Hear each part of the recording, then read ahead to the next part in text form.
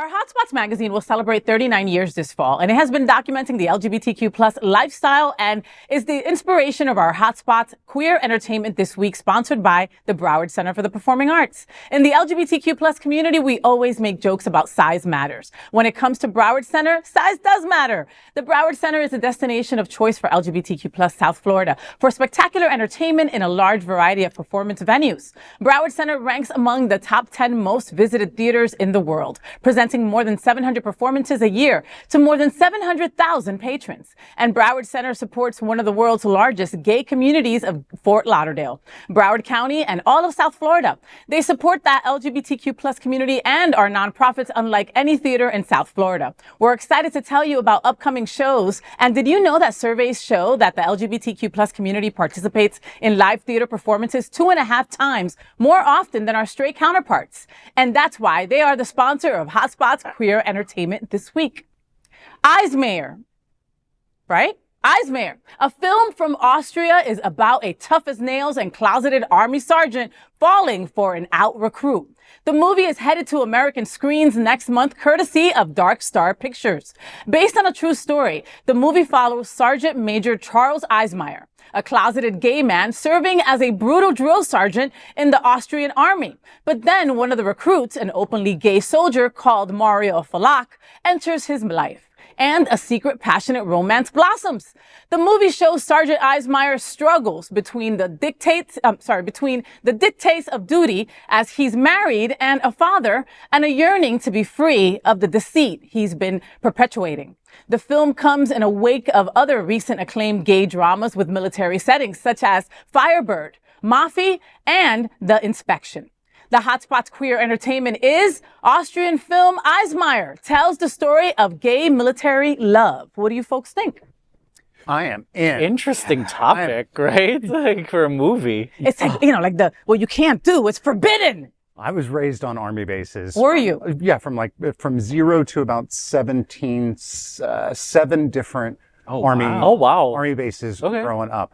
And there is such a strong tie between the uniform and kind of that hyper masculine, very disciplined sort of personality. And I really think that is the roots also of the leather community, is that it really was kind of born from soldiers coming back from war and these really kind of structured mindsets, and then having to kind of come back and find their way sexually in the world. So I'm definitely going to see this. I don't even care if they make it in English or put subtitles. You don't care. No, you got a bunch of hot guys yelling Austrian at each other. I'm down. I don't even need to know what you're saying. Subtitles on. You're just like, I'll just. You're like, I love it. Grab the lotion. Volume up. Yes. Subtitles off. And it sucks because when I first read the description to this movie, of course, we are so hypersexualized that we automatically go, it's like, oh, I saw porn that way, right? Like, I've seen a couple of porn about military the recruit porn? and the drill sergeant. Do they make porn of that kind? Yeah, you're like a top buyer. Oh, I'll have to Google that.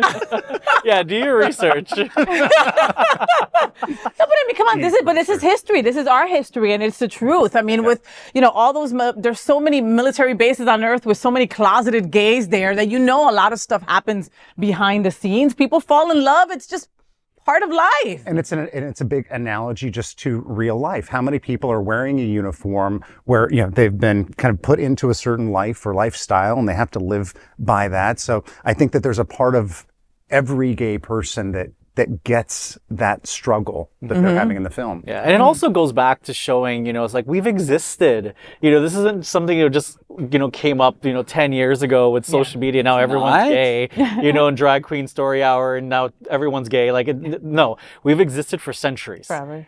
Forever. We've been here. We've always been here. We will always be here. And now these stories are being told. Yeah. I mean, these stories are resonating because of that. Yeah. And I think that that's part of the problem, is that when we think about society in general right now, maybe because there are so many more people that are out, that you have to go backwards now in time and say, well, gosh, if this percentage of the population is out, then what happened when only 1% identified in this? It's like, well, they were still there. Yeah. Right. They still existed. They still existed. They were still serving in these roles. I think this is going to be interesting because this has a bit of the Brokeback feeling to it, because this isn't just a person who's closeted. They're closeted with like a life which is actually another resonating that's been happening a lot more in society, which is there are people that are married in like heterosexual appearing relationships that are making these choices and these changes in their lives. And that has, you know, for better or worse, it has repercussions, like major repercussions. So it's interesting because we haven't really seen this a lot and portrayed in this type of way. So I'm excited to see this too. Well, I wanted Cal to go first just to illustrate that two brown men sitting next to each other do not have the same opinions. Oh. So you just said, oh, that's so interesting. I can't wait to see it, or something like that. I am complete opposite of all of you. What a surprise. Go figure. Shocker. So as soon as I saw this trailer, I was like, again? What do you mean again? When have you seen this before? First of all, in the 90s on the Independent Film Channel and Sundance, every single gay movie had this same theme, which was the masculine profession, whether you were a police officer or military, having some relationship with somebody, you know, that's a gay relationship, and then all their shame for the next hour and a half of their movie. On what channel have you been seeing this? Are you sure that wasn't porn? No, sure? This is Homestead, first of all. This is the Independent, this is Sundance. But I know what you're talking about. I do know what you're talking about. Every movie I ever saw in the 90s about gay people was this story, right? I just went and saw the one with Harry Styles, The Officer, which is the same kind of thing. They just in your blurb, which you were reading, they mentioned like 5 other movies that have this Firebird, same theme, and I've seen this over and over again. And I wish that in the movie world that we're promoting like some gay movies or gay characters that have a little bit more to them than just this same trope over and over again. Well, it's for a newer audience. It's for newer generations. And but I'm actually surprised. Already. Yeah, but the thing it already existed, but I'm surprised that you would say that being someone of the arts, because everything that you guys produce on stage is the same crap every single year. It's been done for hundreds of years. So it's the same thing. And I want new things. And it hasn't changed. But I want new stuff. But this is for a newer audience, a new storyline. So, perfect example, right? When we were doing this, even as you were mentioning the movies, right? This also goes back to like, we're forgetting, right now we're talking about a movie in Austria. This is just happening to come to America. So Austria is in the middle of reckoning their own thing. A lot of the European countries right now, they're reckoning with things that America reckoned with 20 years ago. That's a good point. And it's very different when you're thinking about all of these different societies, because yes, are we in this new world where we're basically a global world? Sure. So we're going to see content from all over the place. But remember, we're all in different stages now. And we can watch things, you know, perfect example, right? There are things happening in South Korea with theirs where they're starting to tackle LGBT things.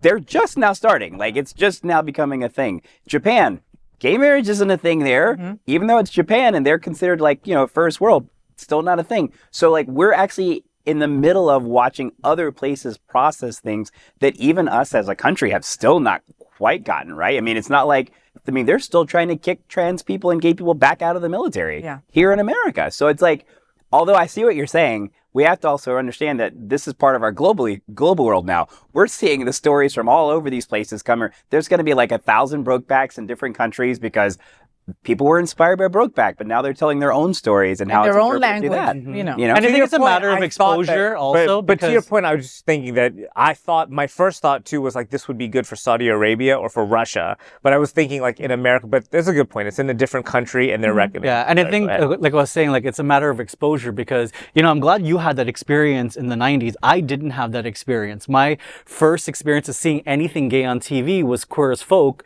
And it was because a friend of mine used to videotape it on VHS and then give me the VHS to watch. I didn't have HBO at home because I wasn't allowed to watch HBO. And the first time I ever saw anything gay on a film screen was Brokeback Mountain. And that was what, 10, 15 years ago. So I never had that But that's exposure. not kids today. No, but kids today now, like, are seeing it. Everybody's gay. Everybody's gay today. Everyone, you know, so it's like with social media and everything, like they're exposed at a younger age. Everybody's gay. That's why these stories have to continue to get told over and over so someone else new is seeing it. I just want a few more stories that portray us a little bit more multidimensional. There are a lot more stories, though. There are. And you haven't seen to this your movie. point again, this was a movie in a different country, in a different language, in a different culture and stuff. I guess part of of my rant in general because we had bros and we had these other things that we talked about. No, because there's and I just bigoted want people them to have more dimension. Okay, so to then who we write are. a freaking movie. No, Shut because up. with the bigoted people in this country, that would be like, oh, I'm not voting for you. that gays in the military don't exist,